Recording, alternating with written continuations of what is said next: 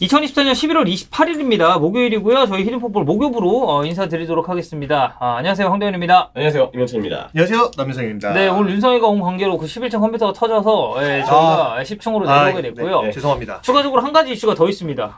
남윤성만 오면 협회 쪽에서 뭐가 자꾸 나와요. 이슈가 터지고 저번 주에 뭐였지?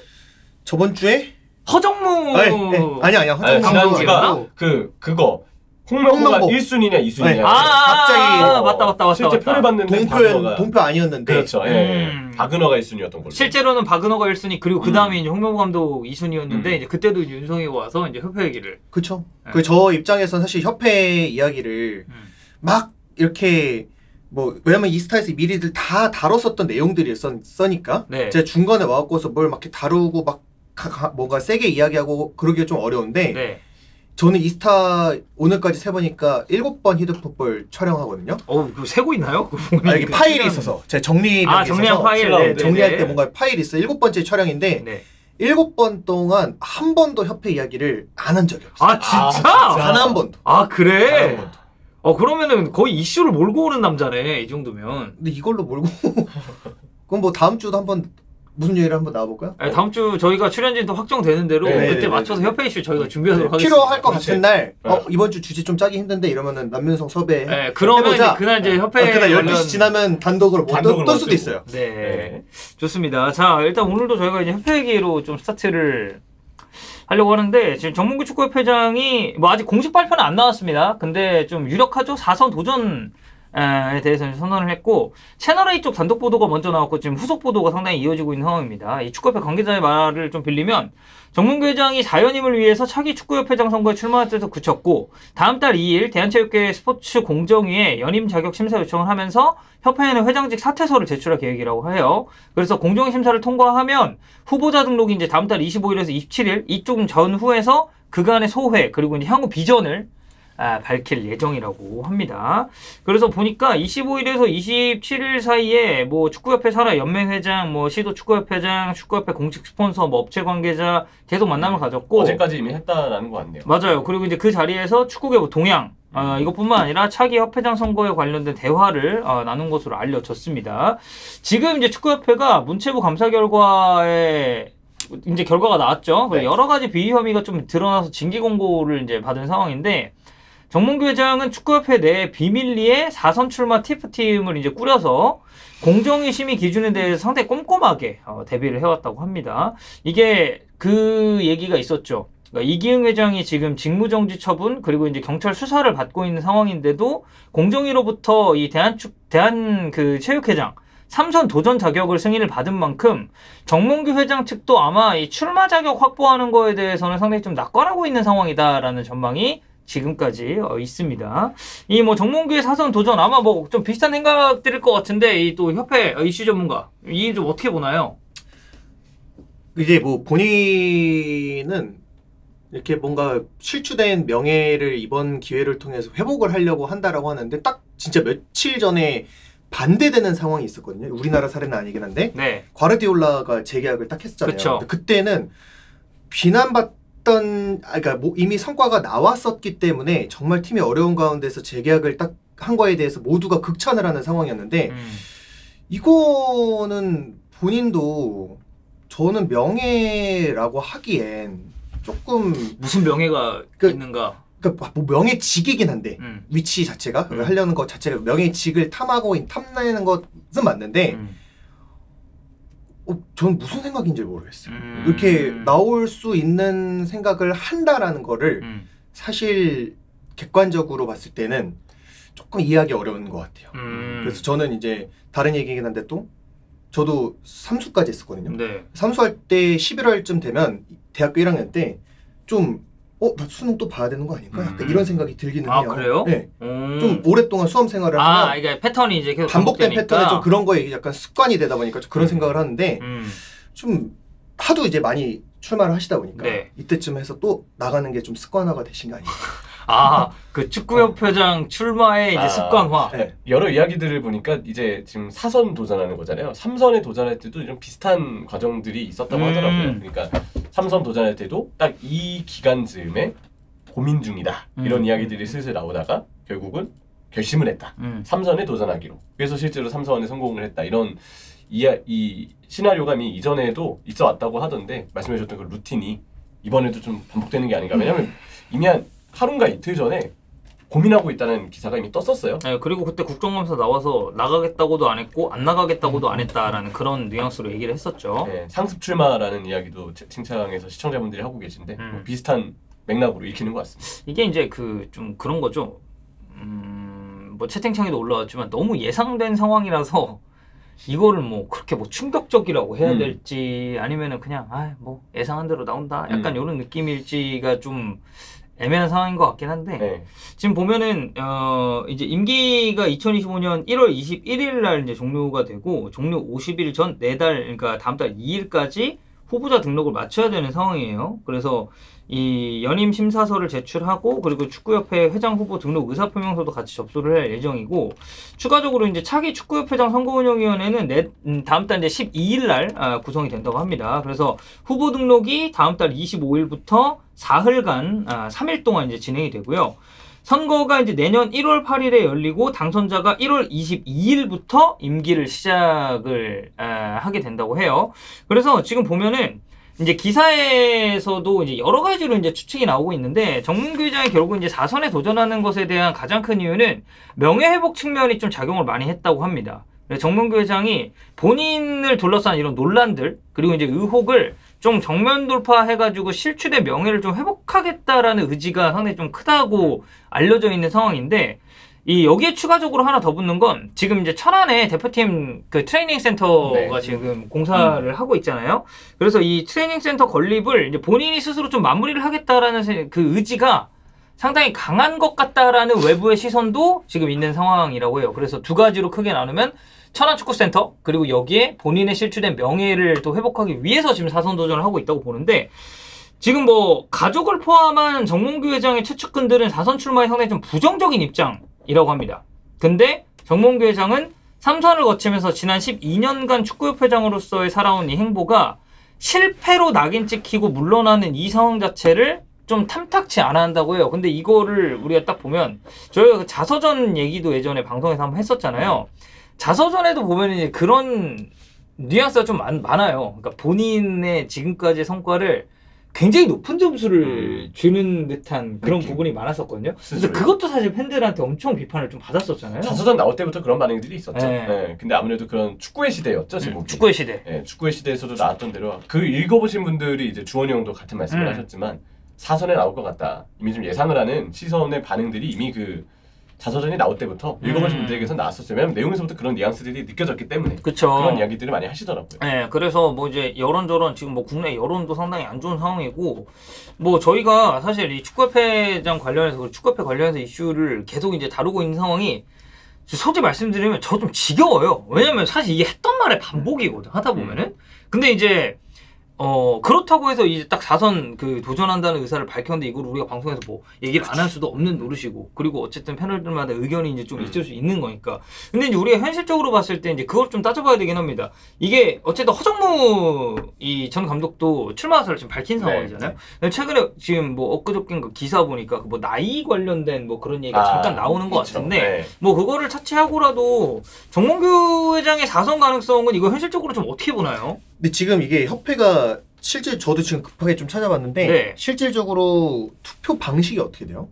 회장을 투표할 때. 그러니까 이게 이제 그 지역에 있는 게 축구협회장들이나 이제 모아가지고 직접 여기서 이제 의견 선출을 하는 방식이죠. 그러니까 뭐 이거를 뭐 사실 뭐 대국민 투표를 할 수도 없는 노릇이고 그렇죠. 그런 식으로 이제 전개가 되는 건 아니기 때문에 그래서 이제 그 항상 그래서 그런 얘기 나오잖아요. 그 시도 축구 협회장들 그러니까 어떻게 보면 이제 뭐 부회장 하시는 분들도 있고 이제 그런 분들의 그러니까 대의원 그러니까 그런 분들이 어떻게 보면 정몽규 회장을 좀 지지하는 그 여론들이 많았고 어차피 이들도 다 한통속이다. 왜 이들에 대한 언급은 되지 않느냐. 그런 얘기가 이제 그래서 사실 나온 거라고 볼 수밖에 없으니까. 근데 이게 당장에 우리가 뭔가 뭐 문체부에서나 어떤 이런 투표 방식에 대해서 변화를 주고 좀 제재를 가하지 않는다면 사실 어찌됐든 변화 없이는 이번까지는 그러한 똑같은 방식으로 또 투표를 할 거 아니에요. 저도 이제 관련 기사들을 보면 항상 투표 방식에 대해서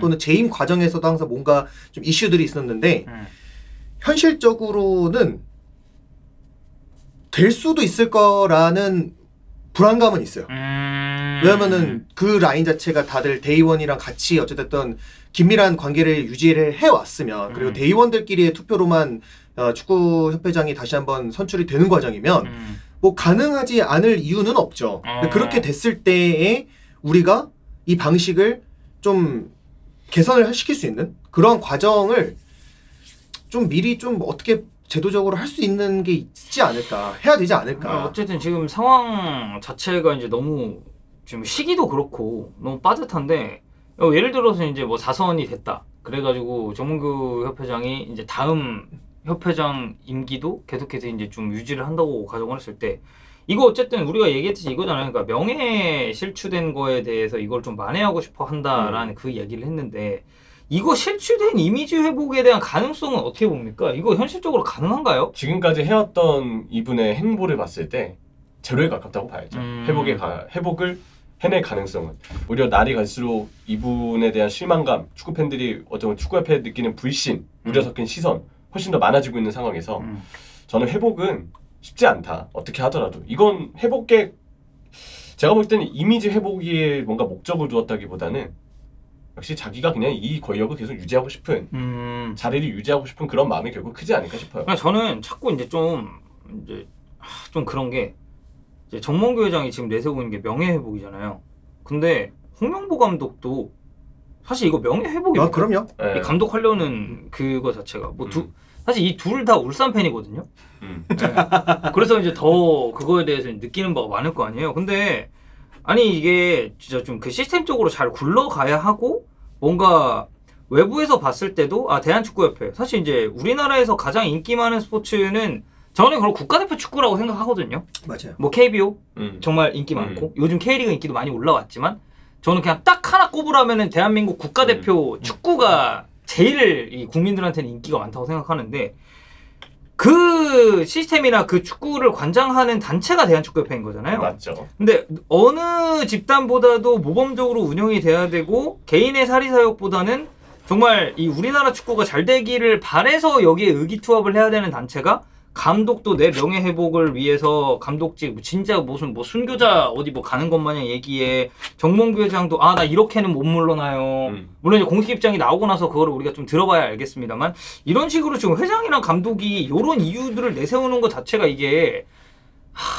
좀 너무 좀 그렇지 않나. 그렇죠. 근데 옛날의 어떤 사고방식에 좀 갇혀 있는 것 같고 그리고 그 분들이 이제 마지막으로 기대를 또 하고 있는 건 사실 그냥 대표팀이 성적이 좋아서 뭐 이게 본인들을 향한 어떤 그런 거가 좀 이런 대중의 관심에서 잠시 떠나기를 바라는 거죠. 사실은. 근데 대표팀 성적이 좋으면 당연히 이런 부분에 대해서는 조금 줄어들 수밖에 없다라는 안타까운 현실은 인정은 하지만 근데 그러면 대표팀 성적이 진짜 좋을 수 있을 거냐. 근데 왜냐면 선수들도 이제는 미디어랑 정말 친화적이라서 본인들을 둘러싼 소식에 대해서 사실 집중하기가 힘들어요. 우리도 이제 회사에서 일하다 보면은 회사 내부에 어떤 일들이 좀 불안한 소식들이 있다 이러면 사실 직장인들도 집중 못 하는데. 네, 사실 그래서 저희도 이제 얼마 전까지 집중을 못 했거든요. 그렇죠. 네, 그랬었죠. 지금 명운을 건 투어를 우리 대표님들이 가셨기 때문에 맞아요. 이어가시죠. 근데 선수들이 그런 상황에서 편하게 축구할 수 있을 거라는 것을 기대할 수도 없는 거고 물론 선수들은 정말 잘하기를 응원을 하지만 너무 그렇게 가기에는 조금 잘못된 시선으로 접근을 하고 있지 않나. 전 결국 그렇게 생각이 되는 것 같아요. 실추된 이미지 회복이라는 말은 사실 그렇게 크게 비중이 있지 않을 가능성이 크다. 그 비중은 크게 없을 것이다. 오히려 결국은 홍명보 감독도 그렇고 뭐 지금 정몽규 회장도 그렇지만 결국 자기가 해왔던 자기가 도달할 수 있는 그 자리에 대한 욕심을 무시할 수 없는 거라고 무시하지 못한 거라고 생각해요. 그러다 보니까 그 욕심에 대해서 따라가는 되는 부분이 많은 거라고 생각하는데 현실적으로 보면요. 저는 이 기사를 보고 그 생각이 들더라고요. 이게 당선 가능성이 높다고 느끼나 보다. 사선의 가능성이. 만약에 지금 어떻게 하더라도 자기가 투표해서 사선을 할 가능성이 좀 어려워. 그러면 자기 이미지 때문에서라도 저는 4선 도전하겠다고 얘기 안 했을 것 같아요. 근데 이렇게 4선을 하겠다라고 얘기한 거 보면 당당하게 지금 뭐 어쨌든 그런 기사들이 지금 나오고 있는 거잖아요. 오히려 이미지적으로는 깔끔하게 그냥 물러나는 게 네. 오히려 도움은 될 수 있다. 근데 보세요. 4선 가능성이 좀 높으니까 출마한 거라고. 그러겠지. 아니, 얘기하세요. 그리고 거기에 대해서 그럴싸한 이유를 붙일 수 있는 게 사실 지금 상황에서는 결국 실추된 이미지 회복이에요. 그렇죠. 내가 이번에 4선 기회 얻으면 더 잘하겠다. 음. 지금까지 부족했던 거 내가 더 잘해서 만회하겠다. 근데 이건 그냥 말뿐인 거라고 생각하고 그렇죠. 결국 이건 4선에 대한 각이 보이기 때문에 이렇게 지금 이야기를 하고 있는 거라고 전 씁쓸하지만 생각합니다. 지금 이제 윤성이도 아까 물어봤고 채팅창에서도 이제 물어보시는 분도 있었는데 이제 대한축구협회 선거인단에 대해서 이제 좀 설명을 드리면 일단 그 말씀드렸던 데이원 여기가 이제 시도협회 전국 그 축구 연맹 프로 1부에 참가하는 팀 대표들이 자격을 얻고요.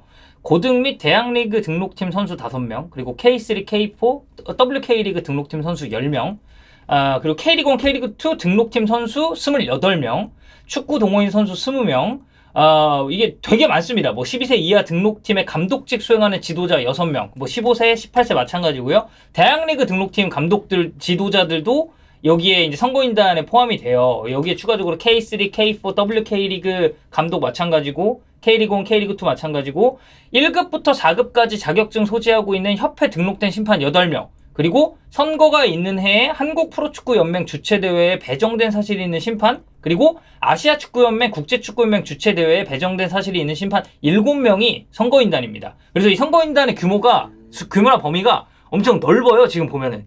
그래서 이제 그 후보자들은 어떻게 하면 본인의 그 바운더리, 이 본인의 그러니까 흔히 말하는 그 표밭이죠. 그 표밭을 이제 구성하느냐가 상당히 좀 관건이고요. 예. 저 심판 자격증 있죠. 저 3급인데, 근데 저는 그 투표 자격은 없죠. 예, 얼마나 많은 그 급의 이제 심판분들이 계신데. 자격증 따신 분들은 수는 아무래도 굉장히 많으실 거니까. 예. 도널드 트럼프님 감사합니다. 트럼프가, 트럼프 대통령이 캠페인 리더 체인지. 대한축구협회 변화가 필요하다. 외국에서. 그래, 외국에서 트럼프도 달러로 우리한테 이런 얘기를. 야, 인판티노도 이 부분에 대해서 내가 왈가왈부할 거 아니다 했는데. 근데 트럼프가. 네. 혹시 일론 머스크는 한마디 안 해주나요? 네. 일론 머스크. 네. Make K-Fair Great Again. 네, 감사합니다. 멋진 대통령. 요즘 이제 저 멋진이 요즘 밈이죠. 네. 네. 나빠요? 네. 그렇습니다. 자, 그래서 어쨌든 이렇게 정몽규 회장은 아마 4선에 나올 것 같고, 이렇게 되면 정몽규 현 회장 그리고 이제 허정무 전 감독 구도가 아마 될 것 같아요. 그 이외에도 또 다른 후보들이 나올 수 있고요. 아직 뭐 기간이 이제 남아 있기 때문에 그렇게 될 수도 있겠습니다만, 이 부분은 저희가 뭐 입장문이 나오면 거기서 또 어떤 얘기 하는지도 좀 궁금해요. 왜냐면 이게 지금 오피셜하게 성명문이 나온 게 아니고 언론에서 이거 출마한답니다. 출마 유력하답니다. 라고 이제 보도가 나오는 상황이기 때문에 뭐 그 점에 있어서는 저희가 조금 더 지켜보도록 하겠습니다. 아마 이제 그 입장문이 나왔을 때 윤성이가 또 인스타TV로 오지 않을까. 오는 날 아마 입장문 나오지 않을까요? 언제인지 모르겠지만 생각을 합니다. 근데 트럼프 대통령은 이제 그 자산에 비해서 그 돈의 금액은 죄송합니다, 좀 짜치네요. 네. 한 100만 달러 해주셔야 되는 거 아닙니까? 그렇습니다. 자, 그래서 어쨌든 협회에 4선 도전한다 라는 내용을 저희가 오프닝 토크로 진행을 해봤습니다. 자, 이제 토픽으로 넘어갈 텐데요. 오늘 새벽에 챔피언스 리그 매치들이 또 있었습니다. 일단 첫 번째 가장 주목받는 매치였죠. 리버풀과 레알 마드리드 경기에서는 리버풀이 2대0으로 15년 만에 레알 마드리드 상대로 승리를 거두게 됐습니다. 이 레알 마드리드도 사실 이제 부상자가 좀 많다 보니까 정상적인 전력 가동할 수가 없던 상황이었죠. 그래서 대표적인 게 이제 라우라 센시오가 이제 센터백으로 나와서 그래도 꽤 괜찮은 활약을 보여줬고, 음바페, 살라가 각각 이제 또 PK를 실축하면서 여러모로 좀 볼거리가 많았었던 경기였는데, 자, 뭐 어제 입중계도 같이 했고 형주 형님이랑 재밌게 방송을 했는데, 리버풀이 레알 마드리드를 잡을 수 있었던 가장 큰 원동력은 뭐라고 보나요? 아르네 슬롯. 라고 생각합니다. 아르네 슬롯. 딱 노팅엄에만 패배했었던. 그렇죠. 이게 결국은 어제도 레알 마드리드가 전반은 결국 잘 버텼어요. 음바페 얘기는 조금 뒤에 할게요. 근데 어쨌든 리버풀에게도 승리의 이유라는 건 당연히 있지 않겠습니까? 그걸 이제 딱 리버풀만 놓고서 따져봐야 되는데, 사실 레알이 전반에 굉장히 잘 버텼습니다. 클롭의 리버풀도 정말 좋은 성과를 냈지만 만약에 이전까지의 그 클롭의 리버풀이었다면 그때 어떻게 경기를 했을까? 초반부터 저는 클롭의 리버풀도 지금의 레알 마드리드를 만났으면 경기는 지배했을 거라고 생각을 해요. 근데 몰아붙이는데 이번 경기 전반도 그랬지만 쿠르투와 쿠신이 막 막아. 아, 그 쿠르투아 장난 아니더만. 라울 아센시오는 전 진짜 깜짝 원래도 잘한다고 생각은 했지만 이번에 챔스 데뷔전인데도 너무 잘하더라고요. 레알의 수비가 잘 버텼고 보통 그런 상황에서 리버풀이 골이 넣어야 될 때 득점이 안 들어가잖아요. 그럼 말리기 시작합니다. 그게 사실 대표적으로 챔피언스리그 결승전 때 그랬었죠. 레알 만나면 특히 더 그랬어요. 네. 그러다가 결국 레알이 후반 때 역습으로 리버풀이 올라와 있을 때 뒤를 신경 쓰지 않는 그 타이밍 때 레알이 올라와서 뭐 페널티킥을 얻어낸다든지 역습으로 골을 넣는다든지 이런 식으로 한두 방이 나와서 리버풀을 잡아낼 때가 많았어요. 근데 슬롯의 경우는 다르더라고요. 저는 슬롯이 보여주고 있는 정말 좋은 운영이 가장 그 키워드가 뭐냐고 생각하냐면 저는 밸런스예요. 공격도 지금 너무 잘해주지만 그 밸런스가 결국 슬롯이 오면서 저는 리버풀이 더 안정적으로 잡혀있다라고 좀 느끼는데 공격을 나갈 때도 상대 수비 미드필더 레알 마드리드가 4-4-2로 수비하니까 상대 수비 미드필더 사이에 중앙 쪽에 많은 인원을 배치해서 리버풀이 중원으로 레알 마드리드를 압도할 수 있는 구도를 굉장히 쉽게 만들었죠. 이거는 측면 위주로 볼을 전진시켰고 측면 쪽에 선수들이 넓게 빠져 있었던 클롭 때와 비교하면 확실한 큰 차이라고 생각을 해요. 그리고 아무리 공격적으로 리버풀이 올라가는 상황이 이어진다고 해도 그래도 레알 마드리드의 역습을 대비해서 항상 후방 쪽의 인원을 그래도 슬롯 감독의 리버풀은 계속 신경을 썼습니다. 뭐 인원이 만약에 올라가 있다 하더라도 윙들까지 볼 뺏기면 재빠르게 수비 진영에 복귀해서 라인을 내리고 수비를 하는 거죠. 왜냐? 레알 마드리드는 그래도 역습이 강한 팀이고 그쵸. 역습에 강한 선수들이 있기 때문에 클럽의 때는 그냥 무작정 다 올라가서 딜을 내줬을 상황에 슬롯은 내릴 땐 내리고 내려올 때 선수들에게는 최대한 많이 내려올 것을 지시해서 늘 밸런스가 무너지지 않게끔 전술적으로 장치를 시켜놨다는 거예요. 저는 그게 슬롯이 지금 보여주고 있는 공수 밸런스 조절 그리고 그 공수 밸런스 조절 플러스 공격 시의 중앙 활용으로 경기 자체 중원을 그냥 리버풀이 잡고 가는 구도를 만든 것. 이거는요 클럽의 리버풀과 지금 슬롯의 리버풀의 정말 가장 크게 드러나고 있는 전 차이점이라고 생각합니다. 결론은 이제 클롭 전혀 그립지 않다. 그럴 리가 있겠습니다. 이렇게 정리해도 될까요? 그럴 리가 있겠습니다. 네, 지금 슬롯만 엄청 찬양하고 이제 클롭의 리버풀이었으면 약간 뭐 안 된다.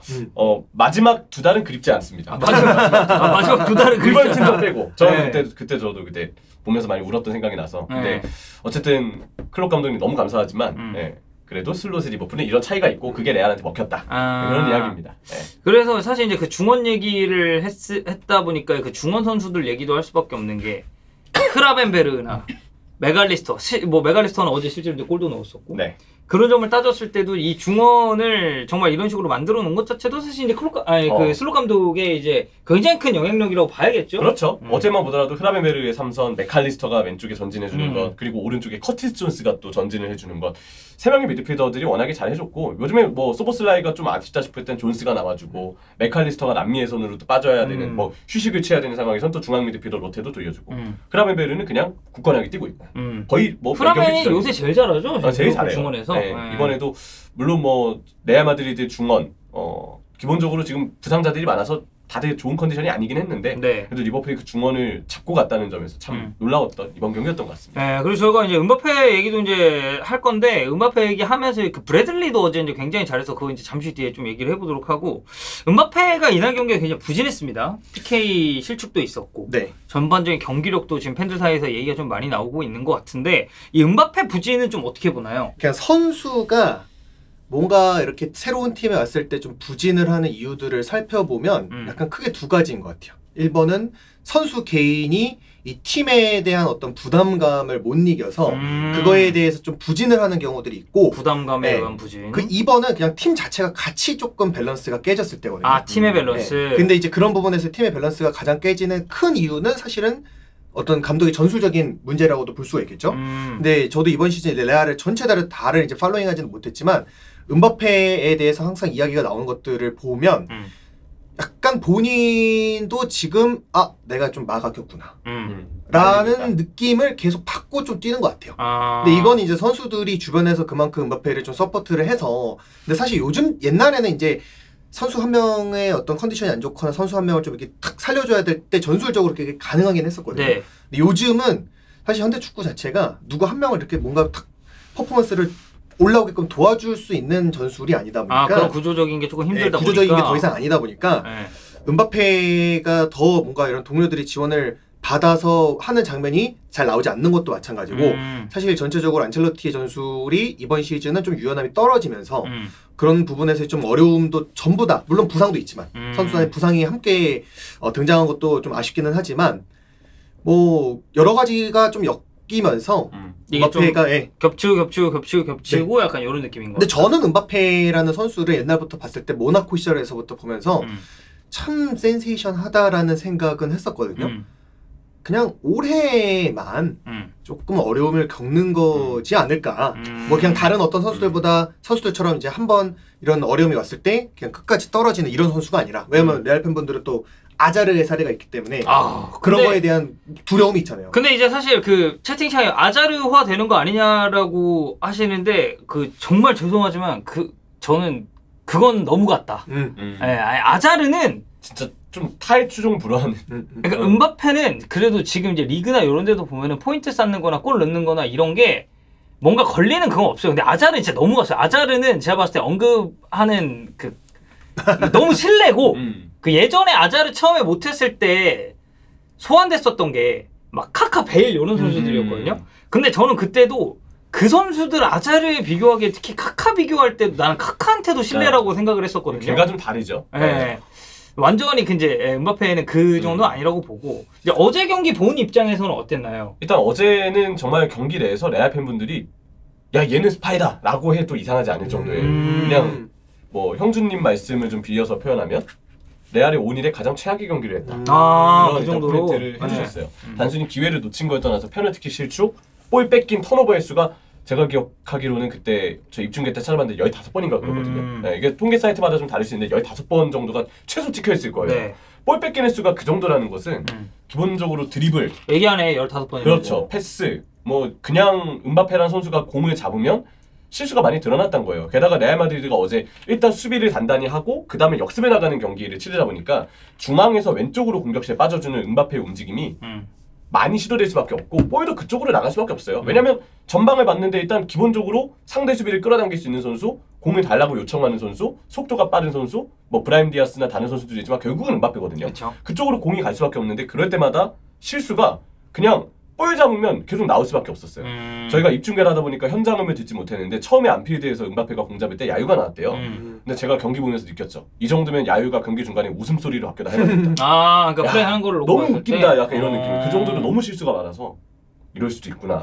그런 날이었습니다. 네, 그리고 이제 여기에 추가적으로 하나 얘기해볼 게 이제 경기 막판에 엔드릭 관련해서도 조금 팬들 사이에서 의견이 좀 많은 것 같은데 약간 플레이 자체가 너무 거칠었다라는 그런 얘기가 많더라고요. 아무래도 이제 팀이 좀 지고 있는 상황이기도 했고 그리고 마지막에 코나테가 지금 또 부상 의심되는 상황이라 엔드릭의 입장에서 보면 아무래도 좀 더 많은 출전계를 또 짧은 시간 동안 뭔가를 보여줌으로써 감독에게 눈도장을 찍고 출전계를 또 잡아야 되는 상황이고 최근에 또 브라질 대표팀 탈락을 했어요 엔드릭 선수가.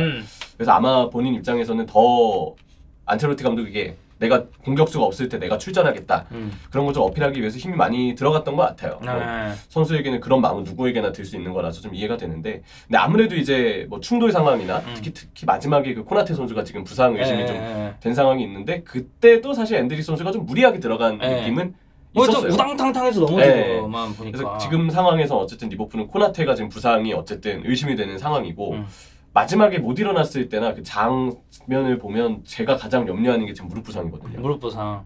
그런 때 무릎을 장기 부상으로 좀 당하는 경우들이 많기 때문에 부디 그런 결과만은 좀 있지 않기를 좀 바라는 상황입니다. 뭐 추가적으로 하나만 더 여쭤보면 브래들리 어제 잘했다라는 평가 많은데 네. 리버풀 우측 풀백은 뭐가 끊임없이 나오네요. 끊임없이 나옵니다. 하지만 제가 느낀 바 브래들리 아직 멀었다. 아직 멀었다. 네, 아직 아놀드에게 더 많이 배워야 된다. 네, 그러니까 아놀드라는 선수는 이제 물론 브래들리가 어제 진짜 잘했어요. 네. 기사가 나왔나요? 내측인데라고? 내측인데 부상 기사가 나왔어요. 근데 이게 일단은 좀 볼게요. 왜냐면 제가 본 리버풀 팬카페는 아직 그 기사가 안 올라와 있긴 해서 만약에 저게 좀 빠른 소식이면 저게 맞을 수도 있고요. 네네. 어쨌든 브래들리 아직 멀었다.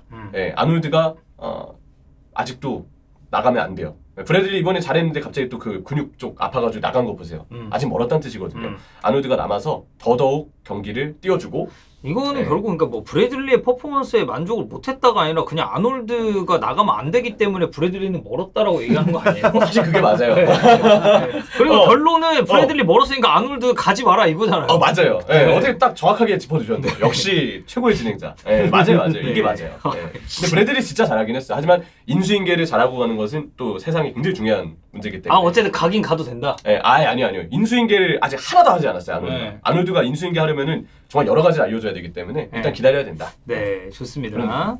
자, 그래서 챔피언스리그 리버풀 레알 마드리드는 리버풀의 2대0 승리로 끝났고요. 그 이제 챔피언스리그 이제 초반부에 굉장히 좀 돌풍이었죠. 아스톤 빌라. 네. 그리고 오늘 유벤투스랑 경기가 있었는데 이게 득점 없이 무승부가 났습니다. 빌라가 지금 3승 1무 1패로 9위, 유베가 2승 2무 1패로 19위인데 승점 차는 안 커요, 이 둘이. 한 경기 한 경기에 따라서 좀 바뀔 수 있는 상황인데 요 경기 포인트만 한번 짧게 짚어주면 뭐를 보면 좋을까요? 그러니까 전체적으로 사실 저는 이제 빌라도 에메리 부임 후부터는 사실 제라드 때부터는 좀 계속 팔로잉을 했었거든요. 네.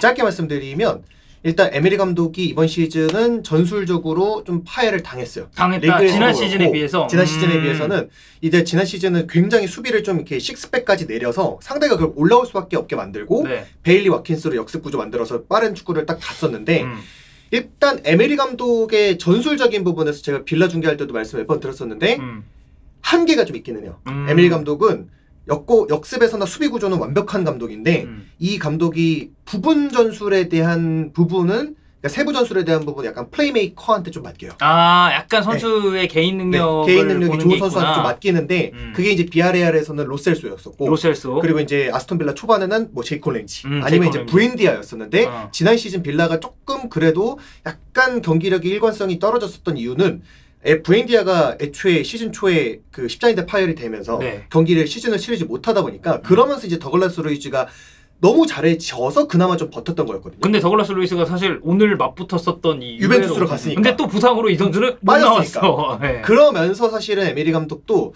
이제 앞으로 본인도 리그에서나 챔피언스 리그에서 조금 더 좋은 모습을 보이려면 플레이메이커가 없어도 전술적으로 좀 뭔가 세부 전술, 지공 상황에서의 패턴을 좀 다양하게 가져갈 수 있는 그런 구조를 만들어야 빌라가 조금 더 일관성 있는 경기력을 이제 유럽클럽 대항전에서도 보여줄 수 있을 거라는 생각이 들고 뭐 수비적으로는 나쁘지 않죠. 그리고 에밀리아노 마르티네스 여전히 굳건하고. 네. 근데 이제 반면에 유벤투스는 사실 티아고 모타 감독은 정말 좋은 감독이 맞아요. 근데 사실 부상자가 많잖아요. 너무 많아요. 브레메르도 나갔고. 브레메르가 빠져서 칼룰루를 센터백으로 보내고 칼루루. 네, 그러면서 이제 왼쪽에 이제 카발을 좀 최근에 기용했었던 흐름이었는데 카발도 이제 십자인대로 빠졌거든요. 네. 그러면서 지금 어쩔 수 없이 사보나라는 유스 선수를 좀 콜업을 해서 오른쪽에 둔 건데 어제 경기 기준으로는 칼룰루는 사실 최근에 너무 잘해서 밀란에서 이제 데려왔는데 그래서 이제 팬들이 어느 정도로 이야기를 하냐면 약간 칼룰루 피오리. 칼룰루 피오리라고? 네. 모타 감독이 이제 볼로냐에서 칼라 피오리를 잘 이끌었으니까 그러니까 그런 칼룰루 식으로 피오리. 칼룰루가 밀란에서는 전혀 보이지 않았었던 전진 능력까지 또 수비력까지 잘 보여주고 있거든요.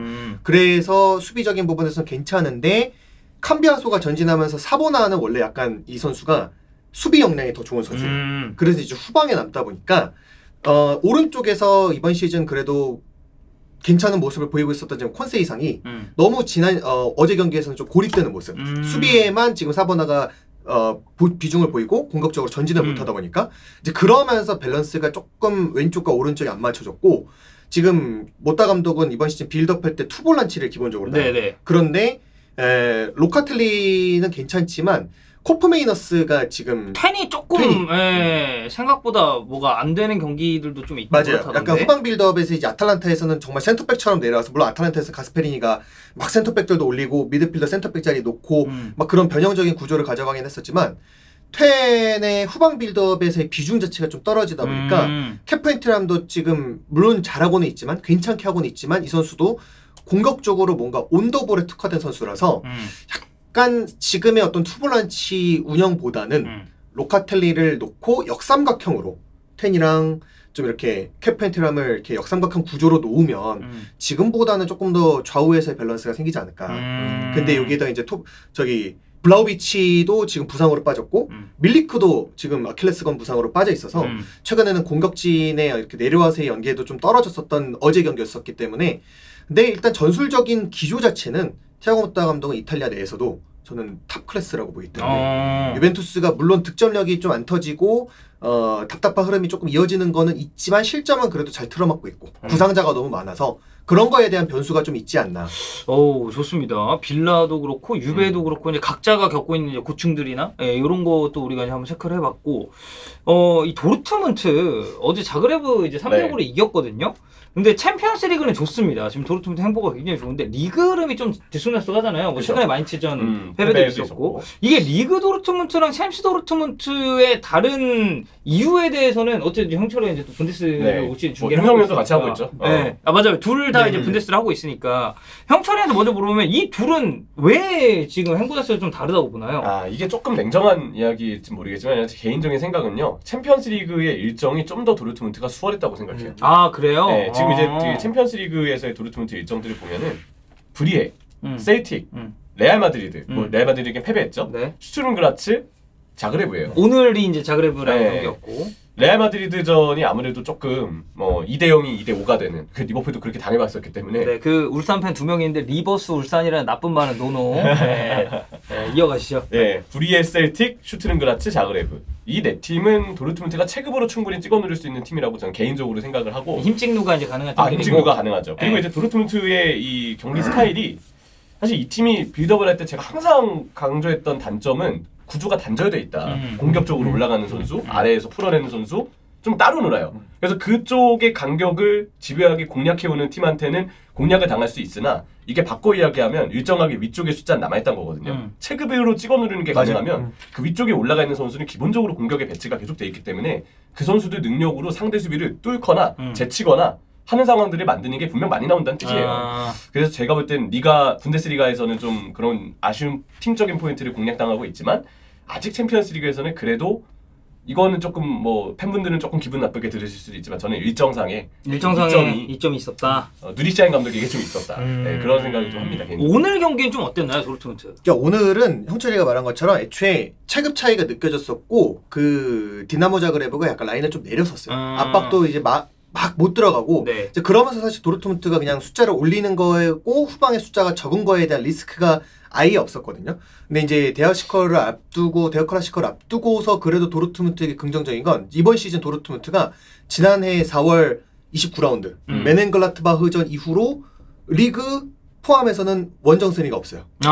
챔피언스 리그에서만 지금 몇 번의 이제 원정 승리들을 좀 하고 있는데 네. 그래도 데어클라시커를 좀 앞두고서는 원정에서 클린시트로 승리를 했다라는 거는 좀 긍정적인 부분이고 이제 뭐 조금 구조적인 부분에서 이야기를 드리면 벤세바인이라는 선수가 이번에는 벤세바인이. 네. 그리고 은메차도 지금 나쁘지 않아요. 상선에서 에드네전보다 훨씬 근데 은메차나 벤세바인이는 그냥 좋은 선수인 거가 이번 시즌 그래도 좀 드러나고 있는 거고 은메차는 저는 중계 중에도 말씀을 드리지만 공격할 때에는 이 선수가 장점은 드러나거든요. 근데 이 선수 단점이 드러나는 순간이 저는 수비할 때라고 봐요. 수비적으로 네. 나올 때 3-1 빌드업을 계속해서 누린샤인 감독이 최근에 활용을 하는데 오히려 크로스가 이제 측면으로 빠졌기 때문에 요즘 투볼란치를 안 써요. 네. 이제 그러면서 그냥 은메차를 혼자 두는데 이제 필요할 때는 뭐 자비처가 내려오거나 율리안 브란트가 내려오지만 은메차가 기본적으로 빌드업을 3명의 후방에서 두다 보니까 여기서도 누리샤인 감독이 미드필더를 한 명 내릴 필요가 없어요. 네. 이제 그냥 위쪽에 숫자 많이 두니까 상대는 라인 내리고 우리는 어떻게든 뭐 측면에서 크로스나 뭐 기튼스를 활용하는 개인 능력으로 뭔가 하겠다. 이날 기튼스 골도 넣고. 기튼스는 최근에 괜찮아요. 그런데 아마도 미넨하고 할 때는 은메차 원볼란치가 좀 공략당할 가능성이 크다. 엄청나게 크고 누리샤인 감독도 제가 개인적으로 이 감독에 대해서 조금 현재까지의 흐름으로 정말 나쁘게 이야기를 하자면 아마 이제 이렇게 말하면 덕현 씨도 이해를 확실하게 할 텐데 네. 비슷한 느낌의 감독이 있어요. 김주현 감독이에요? 누구요? 김주현? 아니에요. 아니에요? 나도 그쪽으로 가는 줄 알았어요. 제가 중계를 할 때 꼭 이런 감독들의 경기들을 최근에 중계를 해왔어요. 네, 누구죠? 일단 AC 밀란의 피올리. 피올리. 그리고 피올리. 첼시의 포체티노. 포체티노. 이런 느낌이랑 비슷해요. 누리샤인 감독이 측면에서 뭔가 원투를 하거나 3자 패스로 인해서 측면에서의 부분 전술을 만드는 감독이 아니고 그냥 공격 숫자 많이 두면 어떻게든 개인의 능력으로 만들겠지. 이거에 좀 의존하는 감독이라는 생각이 들거든요. 이제 그게 원래는 시즌 초반에 아데이미가 이번 시즌 정말 잘해서 잘 들었었고 맞아. 그러다가 아데이미가 이제 햄스트링 부상으로 빠지니까 최근에 그나마 잘하는 선수가 기튼스예요. 그런데 미넨과의 경기에서는 또는 이제 리그에서는 그렇게 수비적으로 좀 챔피언스리그만큼 밸런스를 그래도 좋은 팀들이 도르트문트를 상대를 할 거기 때문에 그거는 이제 또 올라가서 이제 봐야 될 문제고 어려울 것 같아요. 무조건 공략 당할 것 같아요. 실제로 마인츠만 만나도 사실 은메차나 이런 선수들이 공략을 많이 당했었기 때문에 대여 클래시커에서는 아마 은메차의 원볼란치 기용이 분명 약점으로 노출이 될 거고 네. 기튼스가 활약이 되지 않으면 도르트문트는 대여 클래시커에서는 좀 어려울 것 같다. 답답한 경기가 네, 나올 완전 수 있겠다. 답답한 경기가 나올 수도 있다. 네, 좋습니다. 죄송합니다. 여러분들 제가 요새 좀 심신미약 상태여가지고 계속 결론이 그쪽으로 귀결되는 거에 대해서는 죄송합니다. 양해 말씀을 좀 부탁드리도록 하겠습니다. 자, 저희가 또 이제 라이브로 진행할 묘미가 있죠. 대구는 세징야 선발. 아까 에드가도 선발이라고 해주셨던 것 같아요. 에드가도 선발이래요. 세징야, 에드가 둘 다 선발. 이러면 이제 대구는 이제 전력이거든요. 그럼요, 오늘. 진짜. 이게 좀 달라지죠. 이러면 리그 최종전이랑 또. 확실히 플레이오프 1차전도 보는 맛이 있을 것 같습니다. 이은범 선수 선발이군요. 어제 원일이 형이 이제 계속 얘기했었거든요. 네, 그 나무위키 혹시 정정됐나요? 나무위키에 이은범 선수 주발 이제 왼발로 나와 있었는데 이거 오른발로 좀 정정이 됐나? 봐볼까요? 이은범. 주발이 있어요? 됐어. 됐네. 빠르다. 네, 혹시 이제 이거 한 번 더 정정 가능하시면 그 이제 그 원희령 말대 이제 무발로 무발잡이로 좀 정정을 해주시면 감사하겠습니다. 혹시 뭐 여담이나 이런 거 여기 있다. 여담. 본래 아니구나. 원희령 얘기가 있는 줄 알았는데 원희령 얘기는 뭐 따로 있진 않았고 어쨌든 오른발로 정정이 됐다. 그 점 아주 좀 감사하게 생각을 하는 거 아니죠. 오른발잡이를 정정해 주셔서 이제 감사하다는 말씀을 드리도록 하겠습니다. 자, 그리고 뭐 이 외적인 경기는 즈베즈다가 이제 슈투트가르트 상대로 5대1 대승을 거뒀고 이 와중에 우리의 또 서령호 선수가 도움 하나 성립하면서 이적 이후에 지금 계속해서 꾸준한 퍼포먼스를 보이고 있기 때문에 즈베즈다 사실 좀 어려워요. 실질적으로 플레이오프권까지 올 가능성도 많이 낮거든요. 근데 원래 본선 진출의 목적이 컸죠. 네, 예선을 맞아요. 통과하고 그리고 서령호 선수가 챔피언스리그 리그 페이지를 이렇게 뛰면서 그쵸. 경험도 많이 할 거야. 강호들과 경기하고 배워오는 것도 굉장히 많이 있고 그런 의미가 있죠. 그래서 뭐 어쨌든 이제 1승입니다. 즈베즈단 이제 1승이라서 이 향후 3경기를 어떻게 치르느냐에 따라서 플레이오프권을 이제 봐야 되긴 할 텐데 뭐 이제 일정이나 뭐 이런 거를 좀 살펴봤을 때 즈베즈도 이제 쉬운 일정만이 기다리고 있는 건 아니다 라고 정리를 해볼 수가 있겠습니다. 자, 다음 토픽 가죠. 라민 야말 골든보이를 수상을 했습니다. 2024년 골든보이는 라민 야말의 이제 품으로 갔는데 점수가 500점 만점에 488점. 근데 솔직히 적수가 있었나요? 저는 야말 말고는 탈 선수가 없었다고 생각하거든요. 이건 그냥 약간 맡겨둔 그 트로피를 가져오는 느낌. 마치 예전에 2008 베이징 올림픽 때 아르헨티나처럼. 이거 그냥 500점 만점에 500점 나왔어도 500점 저는 뭐 이견이 맞아 그래. 만점이 아니야? 만점이 아니냐. 딱 저 느낌이에요. 야말 없었으면 쿠바르시도 그만큼 퍼포먼스가 너무 좋았죠. 근데 야말은 유로에서도 그냥 완전 본인이 거의 에이서 같은 활약을 했고 바르셀로나에서 지금 야말 빠지니까 티 확 나거든요. 그런 점 따져봤을 때 이거는 저는 500만점에 500점이 나왔어도 이상할 게 없다라는 생각이고 17세 4개월의 나이로 최연소 수상자의 영예를 안았습니다. 바르셀로나 소속 선수로는 4번째입니다. 2005년에 리오넬 메시, 2021년에 페드리, 그리고 2022년에 가비가 수상을 했었고요. 바르셀로나는 야말로 인해서 또 이제 골든보이 최다 매출 클럽이 됐어요. 그리고 스페인 국적 선수로는 5번째인데 2006년에 세스크 파브레가스, 2012년에 우리 또 저 유니폼 보이시나요? 말라가 이스코. 저들 말라가 팬이거든요. 네. 그리고 2021년에 페드리, 마찬가지로 2022년에 가비. 5번째 수상인데 마찬가지로 스페인도 최다 매출 국가가 됐습니다. 골든보이. 그러니까 이제 유망한 분의 삶은 어떻게 보면 이제 그거죠. 스페인도 스페인이지만 바르셀로나는 뭐 계속 그 유망한 선수들을 많이 배출하기로 유명을 했었고 라마시아 그 영광의 시대가 다시 찾아오고 있다는 게 최근에 나오고 있는데 지금 이 수상자 명단을 이렇게 쭉쭉쭉 보고 있으면 초대가 반더바르트고요. 그 이후에 수상했었던 선수들 중에 웬만한 선수들은 다 이름깨나 떨쳤습니다. 그렇죠. 그리고 지금 채팅창이 가장 핫해지는 이유 2015년의 수상자가 안토니 마샬이기 때문에. 마샬. 근데 마샬도 이제 처음 등장 자체는 센세이션 했으니까. 1516 시즌이 그 뱀 드리블이 제일 잘 통할 때. 그때 바날 감독 아래에서의 마샬은 되게 괜찮았죠. 그래서 뭐 지금 보면은 자 루니 말할 필요 없죠. 메시 뭐 빼겠습니다. 뭐 메시는 뭐 골든보이뿐만이 아니라 역사상 고트고. 전 개인적으로 반더바르트 너무 좋아해요. 반더바르트. 그 혹시 그 네덜란드 갔을 때 인사 좀 친하게 해줘서 네, 좋아하는 거 맞아요. 아니에요? 저 프리킥 차고 나 그랬어요. 나 반더바르트한테 킥 배웠다고. 아, 그랬더니 왜냐면 제 킥을 안 받거든요, 반더바르트가. 네. 그래서 그냥 자식께 그냥 아가리 터졌습니다. 네. 반더바르트가 고맙다고 하면서 막 이렇게 안아줬거든요. 그거 봤으면 이제 반더브라트가 물어봤겠죠. 나한테 배웠는데 그 꼴 하시냐. 그러니까 내 킥을 봤으면 아마 반더바르트는 저를 이렇게 했을 겁니다. 네. 네. 자, 그리고 2006년에 세스크 뭐 잘했고, 아구에로 뭐 역사적인 스트라이커였고, 안데르송은 물론 이제 오랜 기간 잘하긴 했지만 앞선 선수들에 비하면 그래도 이제 클래스가 네. 살짝 떨어지는 느낌은 있었고. 디키타카의 대명사. 네, 파2 대단했죠. 네. 발로텔리도 어쨌든 뭐 부정적이든 기대주였고. 긍정적이든 했고, 괴체는 아유 천재죠. 91년생이죠. 괴체가 2년생인가? 92년생인가요? 가볼게요. 92. 마리오가 92년생이에요. 92. 네. 9위 재능 중에 괴체가 사실 원탑이었습니다. 진짜. 진짜. 네. 네. 그리고 이스코 잘했죠. 포그바 마찬가지로. 그럼요. 스털링도 뭐 이제 뭐저 때는 2014년이면 네. 그 마샬이 이제 좀 아쉽고. 헤나투도- 저는 사실 마샬보다도 헤나투 헤나투 산체스가 참 그렇죠. 네, 저 명단에서는 오히려 이제 논란이 있으려면 더 네. 있을 만한 케이스가 아닌가. 근데 저 때는 사실 받을 만하긴 했죠. 근데 그때는 리그왕에서의 활약이나 그리고 유로 우승했죠. 유로 우승했었으니까. 저는 그때 2016년에 포르투갈 경기를 직관했었거든요. 와, 유로를 맞아, 보러 맞아요. 갔어요? 유로 보러 갔었어요. 인정을 아, 보러 가셨었어. 진짜? 프랑스 보러 휴학하고 무비자 90일 받아서 네. 맞아. 프랑스에서 축구도 하고 프랑스에서 유로도 보러 간 거였어요. 사실. 대학 휴학하고. 재밌었겠다. 근데 그때 헤나투 산체스 진짜 잘했어요. 네, 저는 이제 저 때 프라하에 있었거든요. 왜? 저 그냥 여행. 여행 보고 예, 있어요? 여행하고 있을 때라. 그 아는 사이였으면 연락했을 텐데.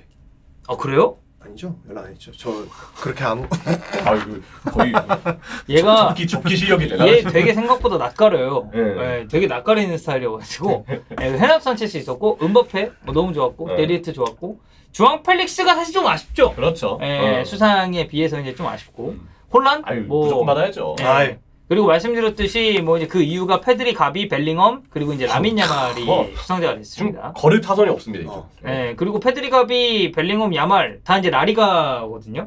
라리가의 전성기가 지금 계속 이어지고 그쵸. 있다라는 그런 느낌이고 여기에 이제 추가적으로 말씀드리고 싶은 부분은 이 골든보이상에 있어서 2시즌 연속 수상자가 없습니다. 지금 보면.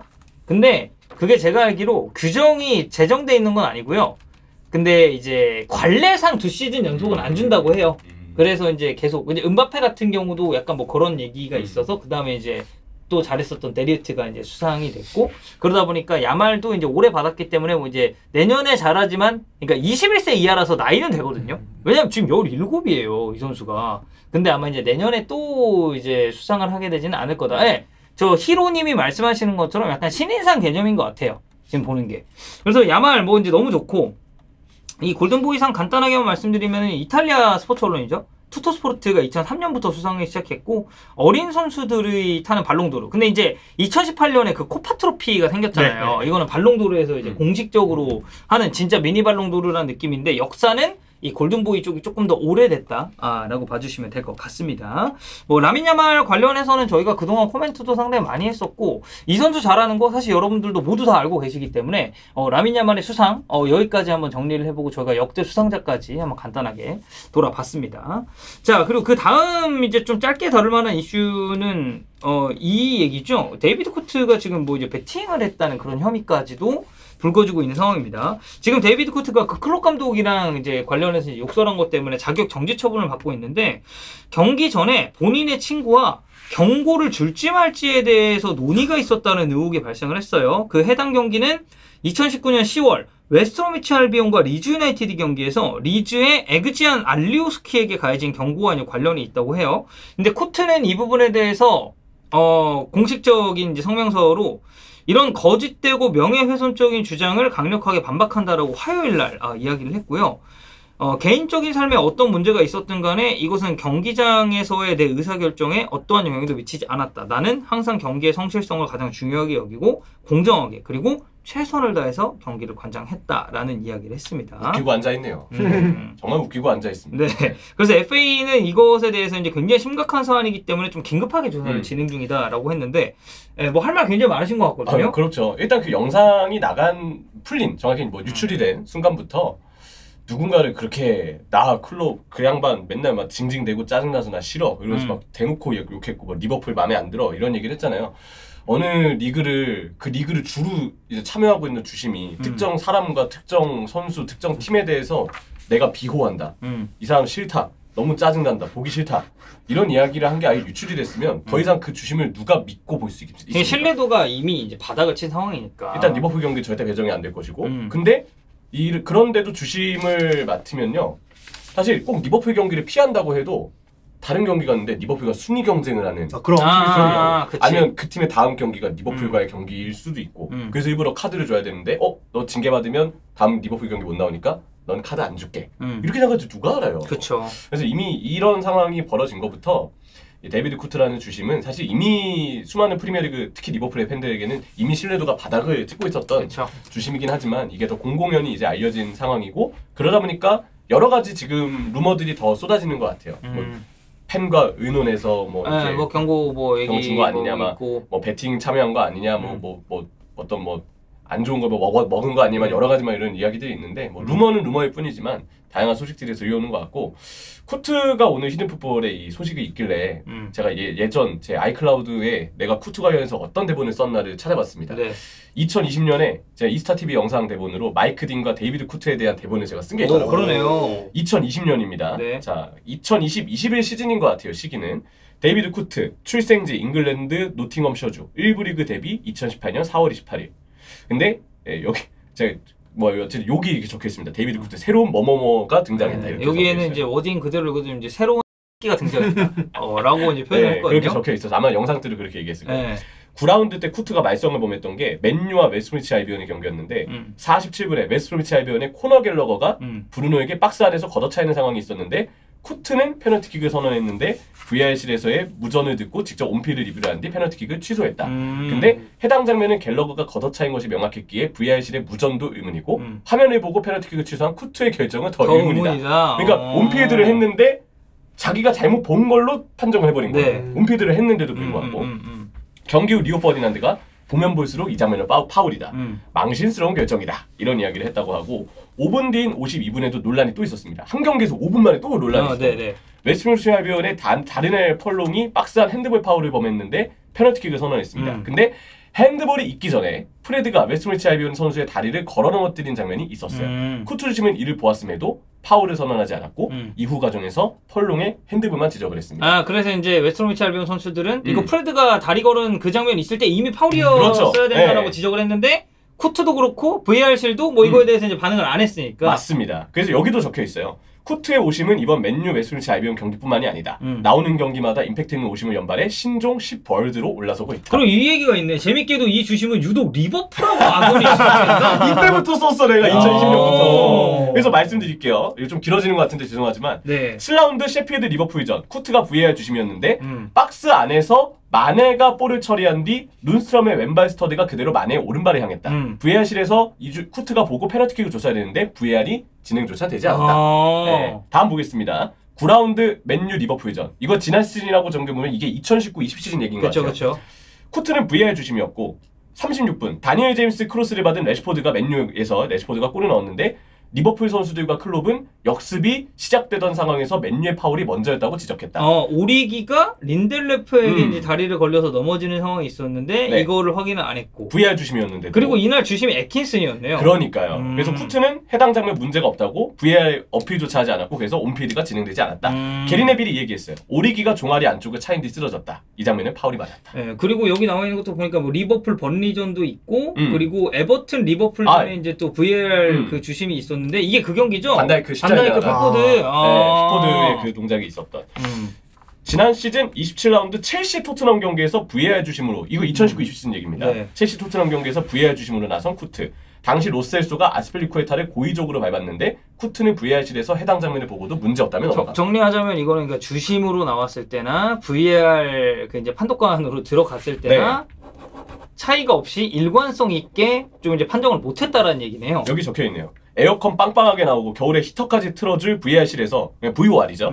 주심보다 좀 더 다양한 앵글의 화면을 여러 차례 돌려보며 이게 반칙인지 아닌지 퇴장인지 아닌지 쉽게 판정할 수 있는 게 VR 주심이다. 근데 VR실에서 굉장히 많은 오심이 나왔다. 유독 VR실에서 많은 오심을 야기했다. 기본 실력이 의심된다. 제가 이렇게 적어놓은 게 2020년에 있었더라고요. 네, 이명철은 이제 랩퍼블릭 여기까지 마무리하도록 하겠고 홍보는 많이 해주십시오. 네, 이번에 이제 지금 어떻게 보면 FA에서 지금 긴급하게 조사를 하고 있는 이 사례에 대해서는 추가적으로 뭔가 결과가 나왔을 때 저희가 이제 한 번 정도 더 짚고 넘어가야 될 것 같습니다. 자, 오늘 마지막 핫피플 시간인데 사실 저희가 핫피플 이걸 어제 하려고 했다가 시간 관계상 못했어요. 근데 내용이 하나 추가된 게 있어서 가져왔는데 이 둘 다 마이크로웨인 얘기입니다. 네. 마이크로웨인 관련해서 이제 이런저런 이야기가 있었는데 일단 오늘 첫 번째로 얘기할 거는 자, 레알 마드리드와 이적설이 불거진 아놀드에게 이제 오웬이 얘기를 했죠. 이제 오웬이 사실 이제 리버풀 떠나서 레알로 실제로 이적을 했었잖아요. 그렇죠. 예전에. 네. 아놀드, 내 연락처 알고 있으니까 연락하면 조언해주겠다. 아놀드는 리버풀을 사랑한다. 아놀드가 떠나게 돼도 아무도 원망해서 안 된다.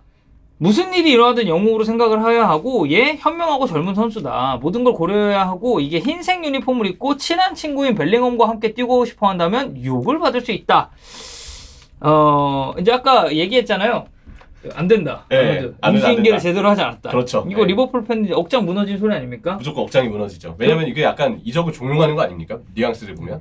그러니까 내가 리버풀에서 레알 가보니까 좋더라. 약간 이렇게 봐야 되나요? 그럼 이거는? 그렇게 봐야죠. 그리고 아놀드가 레알로 가고 싶다고 해서 누구도 아놀드를 뭐라 해서는 안 된다. 그런 내용이잖아요. 네. 이게 마이크로원이 하니까 더 어이가 없는데 이 얘기 자체를 우리 이제 그 리버풀 레알 오늘 입중계 하기 전에 형준 형님 오셔가지고 같이 사전 콘텐츠 때 얘기를 했군요. 했었어요. 네. 나와가지고. 근데 형준 형님이 그 말씀을 하시더라고요.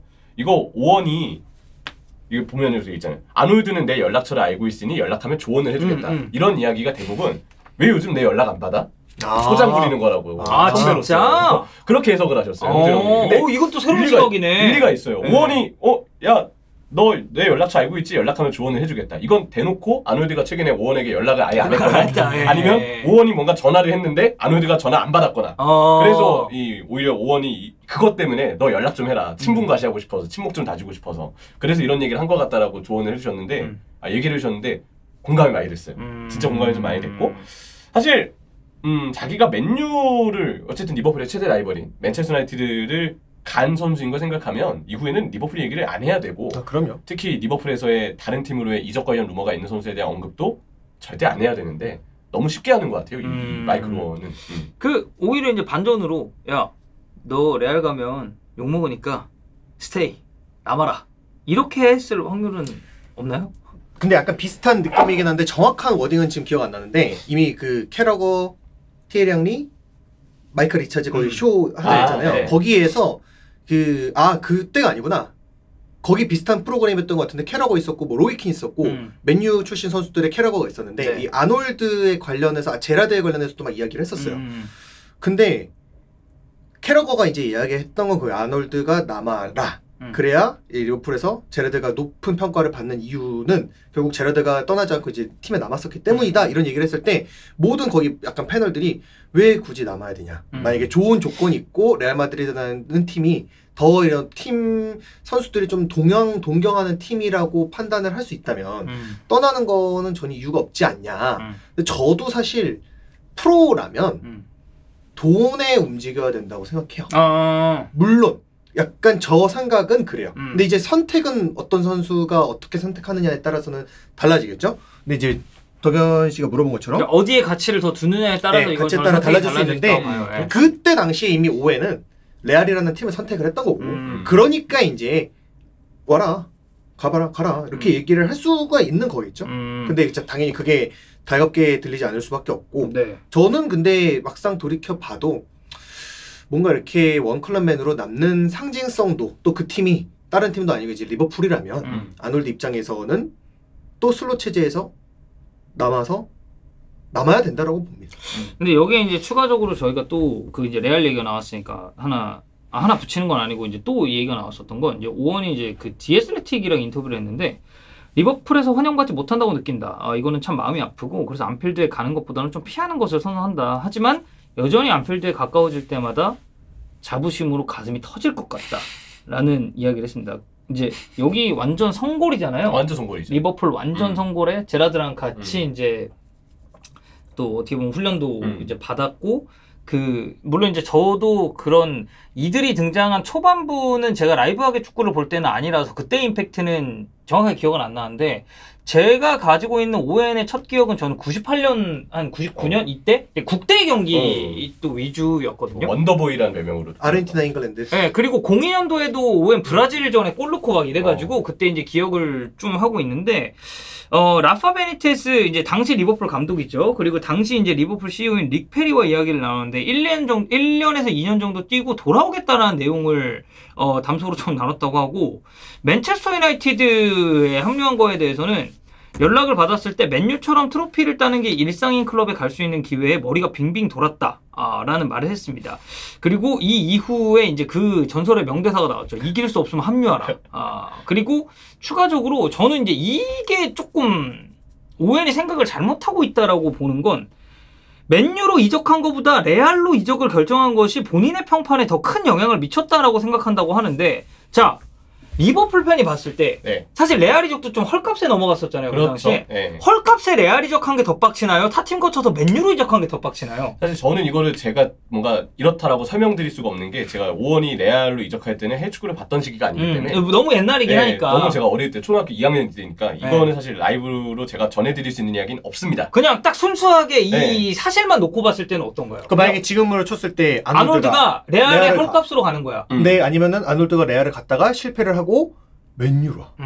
이거 질문 너무 좋아요. 예를 들어 뭐 뉴캐슬, 그러니까 오웬은 뉴캐슬에 있었으니까 있었지만. 뭐 중간에 어떤 클럽을 거쳤다가 이제 폼이 많이 떨어져 있는 상황에서 맨유가 제일해서 맨유로 가. 확 와닿는다 이렇게 얘기해 주니까 그러면 저는 아놀드가 나중에 맨유 선택하면 그것 때문에 더 화가 날 것 같아요. 레알로 당장 간 것보다도. 그거보다도. 왜냐면 뭐 아까 윤성희 의원이 너무 잘 말씀해 주셨지만은 다른 리그로 가는 거나 다른 팀으로 이적하는 거는 선수에게도 충분히 커리어 선택을 할 수 있는 거고 우리도 사실 일을 하는 데 있어서 다 그렇게 넘어가고 진출하고 새로운 것을 꿈꾸고 이게 사실 어떻게 보면 사회인으로서 다 누구나 할 수 있는 일이잖아요. 그걸 강요할 수는 없는 거고 우리가 원하는 바를 얘기할 수는 있는 거지만 강제할 수는 없는 거잖아요. 네. 근데 리버풀 예를 들어서 뭐 리버풀이니까 결국 리버풀 선수인데 나중에 최대 라이벌 팀으로 간다. 꼭 맨유가 아니더라도 에버튼으로 간다.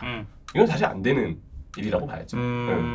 이거 오웬은 이거 그러니까 뭐 4년 그러니까 1, 2년 뛰고 돌아오겠다라는 것도 사실 저는 뭐 이 말에도 그러니까 구체적인 그게 없으니까 개인적으로 이것도 뭐 좀 어이가 없는 게 그런 마인드로 레알 이적을 결심했으면 레알에게도 실례예요. 그렇죠. 갔으면 어쨌든 거기서 계속 해가지고 잘하겠다. 뭐 이제 발롱도르도 어쨌든 오해는 받았었던 선수니까 그치. 더 그걸 봐야 되는데 이제 그런 부분에 있어서의 이제 마인드셋이 조금 잘못된 게 아닌가라는 생각이 들고 네. 이건 뭐 오해는 솔직한 거라고 봐야 되나요? 아니면 남 의식을 잘 안 한다고 봐야 되나요? 가끔 그런 사람들이 있어요. 좀 일상생활을 하다 보면 또는 이제 사회생활을 하면서 경험을 하다 보면 이 새끼 뭐지?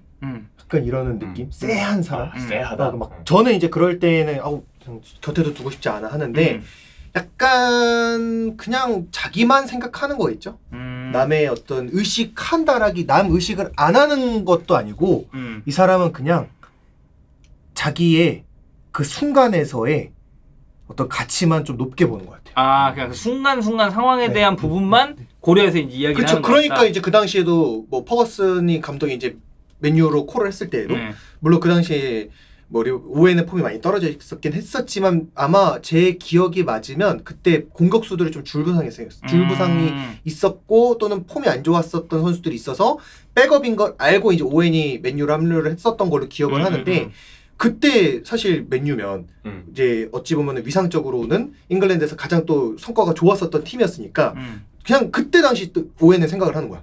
맨유가 날 불러? 갑자기 막 심장 떨리는데 맨유 가고 싶은데 이러니까 갔겠죠. 그렇지 않고서는 이 리버풀과의 관계를 좀 무너뜨리고서 맨유로 간다? 현실적으로 로컬보이가 그런 얘기를 판단을 할 수 있을 정상적이라면 그렇게 보진 않기 때문에 그냥 그 순간순간의 판단에만 사는 것 같아요. 그러니까 저는 좀 그렇게 생각할 것 같아요. 그러니까 제가 리버풀 팬이 아니라서 이거 완전히 이입은 안 되는데 그러니까 어쨌든 후에 맨유로 갔잖아요. 그리고 사실 뉴캐슬 팬들도 엄청 싫어합니다. 그렇죠. 뉴캐슬은 먹튀죠 사실. 부상 기간도 너무 길었고.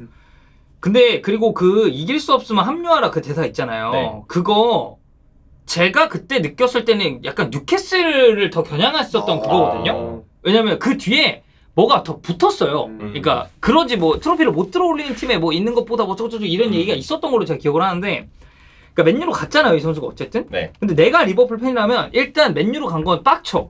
왜 맨유야? 근데 이제 오웬이 어쨌든 떨어져 있었잖아 기량이 그쵸, 많이. 그쵸. 근데 그 와중에 맨체스터 유나이티드가 불렀다. 나여서도 혹할 것 같긴 해. 맨체스터 엄청 규모 있는 팀이고. 근데 3연패했어 리그. 근데 그러면 닥쳐야 돼요. 이 말을 하지 리버풀 말아야 관련해서. 자기가 엠버서더 기회가 와도 그냥 참여하지 말고. 맞아. 그냥 리버풀 관련된 언급에 대해서는 나는 그냥 입을 다물었어야 된다고 생각하는데, 그 이후에 이런저런 왈가왈부하는 게 많으니까 리버풀 팬들도 더 짜증나는 거야. 그렇죠. 이거 자체가. 이후에 계속 리버풀을 언급하고 뭔가 참여하려고 하고 하니까 저처럼 오원이 레알로 갔을 때 라이브로 못 본 세대에게조차도 아 오원이 우리 리버풀 팬이라는 공동체들한테 미움받는 존재구나. 더 많이 알려지게 되고 그래서 우리 후배 팬들 역시도 이렇게 다 싫어지게 되는 거예요. 오원 선수가. 그렇습니다. 뭐 어쨌든 마이클 오웬이 원래 이제 어제 다뤘으면 저희가 그 레알 이적설에 대한 그 아놀드 것만 얘기를 하려고 했는데, 오늘 보니까 이 디에슬레티 인터뷰가 이제 또 네. 올라와 있길래 제가 한번 쭉 읽고 왔는데, 여러모로 마이클 오웬은 이제 말을 하는 거에 있어서 굉장히 좀 경솔한 그런 부분이 좀 많은 것 같습니다. 네. 자, 오늘 뭐 오프닝 회파 얘기부터 시작해서 챔피언스리그, 라민 야말, 데비드 구트, 그리고 마이클 오웬까지 저희가 한번 다뤄봤고요. 7시에는 이제 그 K리그 1 그리고 K리그 2 승강 플레이오프 1차전 대구와 아니죠, 이제 충남 아산과 대구의 경기. 충남 아산이 이제 홈편에 있으니까 경기가 있는데, 저희가 따로 이제 입중계는 계획이 돼 있지는 않고요. 여러분들 즐기시고, 저희가 아마 이거는 따로 이제 뭐 영상을 통해서 다루든지 그런 식으로 진행될 예정이니까, 오늘 저희 새벽에 넘어가는 새벽에 있는 토트넘과 로마 입중계 여러분들 많은 관심 부탁드리도록 하겠습니다. 자, 헤드풋볼 목요부 여기서 마무리하도록 하겠고요. 저희는 이따 새벽에 저랑 형철이랑 입중계로 돌아올게요, 여러분들. 감사합니다. 감사합니다.